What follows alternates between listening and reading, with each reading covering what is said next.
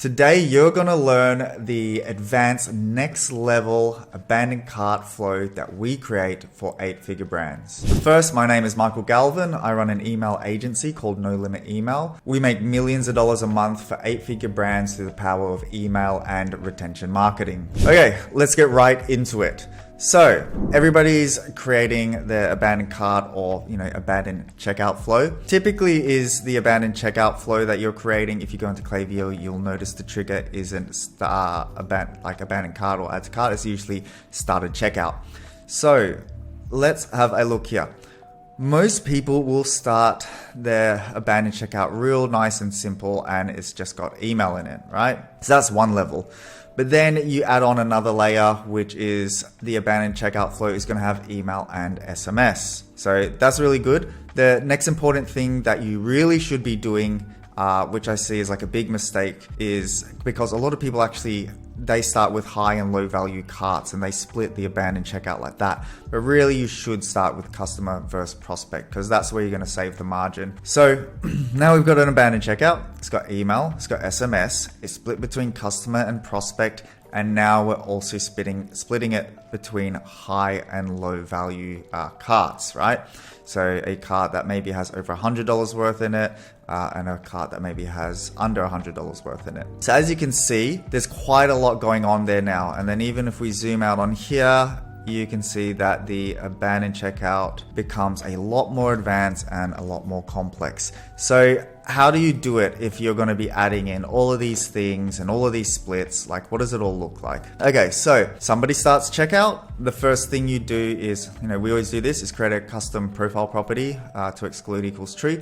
This is just so if somebody's abandoned the checkout, we make sure that they don't receive campaign emails. If somebody abandons the checkout, the very bottom of the funnel, all we want to do is push them to buy the product and check out, right? They've already shown to us that they have very high intent to buy, and that's the only messaging that they should receive, not random campaign emails. So we do that first. Now we come down here and then we figure out, okay, is this a prospect or a customer?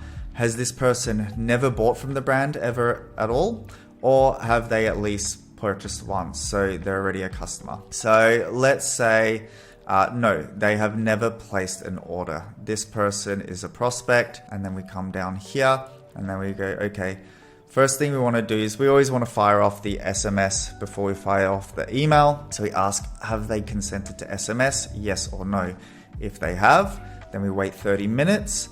And then we send them their first SMS, SMS 1 for a new customer. This SMS, we just want to use a reminder to come check out. So quickly, the first 2 SMS messages or the first 2 emails you ever send somebody in an abandoned checkout or abandoned cart, they're just simple reminder emails. Big mistake I see is that people start giving away 10% off, 15% off. Hey, get free shipping. Hey, here's this whatever goodie bag. That's a major mistake. Always remember, somebody who's abandoned the checkout, they're bottom of the funnel. They've shown us already that they are high intent, that they want to buy. So why are we giving them an incentive? These guys are already saying to us, I'm pretty much ready to buy, but for whatever reason, I have abandoned the checkout. Maybe I didn't have my card on me. Maybe I was online shopping while I was on the toilet. Maybe I've got kids, notifications, I've got work, I've got friends, all these distractions, and I've just decided that, hey, I've got to come back to this later.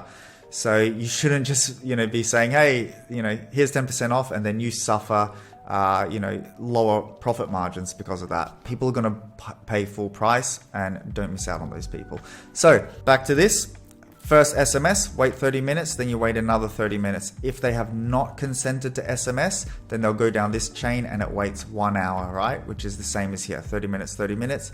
And then we send them the first email. Simple reminder email. One thing you can do is focus on loss. Like, what are they gonna lose out on if they don't take this product, they don't go check out? Maybe you only make them in limited numbers. Maybe they usually sell out really quickly, so you've got that sort of scarcity and urgency for them to buy. Maybe you can talk about the loss of the benefits that they're going to get from the product. Then we just simply wait 1 day, and then we send email 2.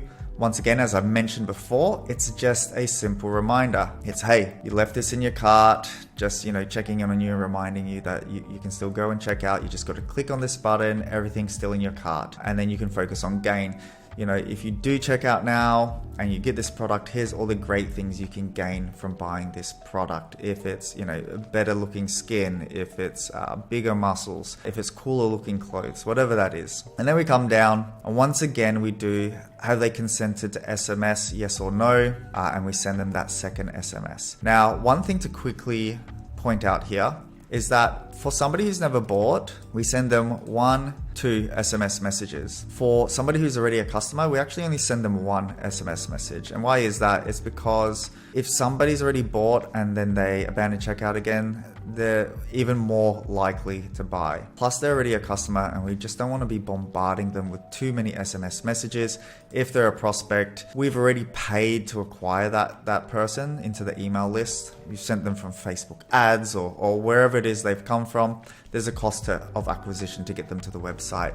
So we really want to pay that back. So we want to push a little bit harder, have a little bit more messaging and frequency. So that's why we do 2 SMS. Now, once again, 24 hours. One day is also 24 hours. And then we come down here because now we're going to start giving offers, right? Before it was just reminders.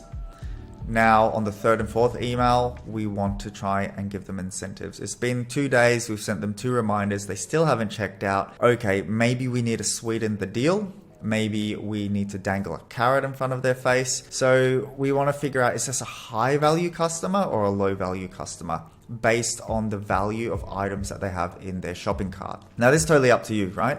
So I just have here as an example that, you know, they either have over $100 or under $100. For your brand, it might be $500. For your brand, it might be $50. Whatever it is, you put the trigger split here or conditional split, and then you say yes or no. So is it at least $100? If it's not at least $100, they can come here, right? And then you can have different offers in here, right? So if somebody's a low value customer, maybe the 3rd email, you don't want to give away an incentive because margins are already quite slim. They've only got $50 worth of items in their cart. So you may want to do something like, hey, buy now, pay later, right? If you have Klarna, or you can even use ShopPay, so that you're not sacrificing a lot of margin, but you're still giving them some type of financial incentive to buy, because now you're saying, hey, your order is going to be split up over 4 weeks, so you're not paying the whole thing up front. But let's say it's a high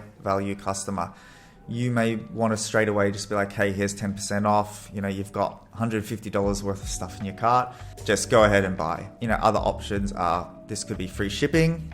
And this could be a percentage off, or this could be 10% off, and then this could be 15% off. Really depends on your unit economics and how much margin you can give up and what sort of offers you're able to create. And then last email, this is your last ditch effort. Typically, so if they are already, if they have high value and this is like 10% off, then email 4, once again, it depends on your margins. You can go for something higher, but I would recommend just sticking to that same discount, the same 10% off, and then just giving them some form of urgency. Say, hey, there's that 10% off, but you only have another 24 hours to use it, and then it's expiring. The reason why I don't go higher in discounts is, once again, you have to remember it's an abandoned checkout. Somebody's already that close to buying. They've already read your reviews. They've already compared you to competitors. They've added your things to the cart, the bottom of the funnel. So we don't want to give away margin where we don't have to, because otherwise you're just losing money. And then over here, right, low value, maybe you did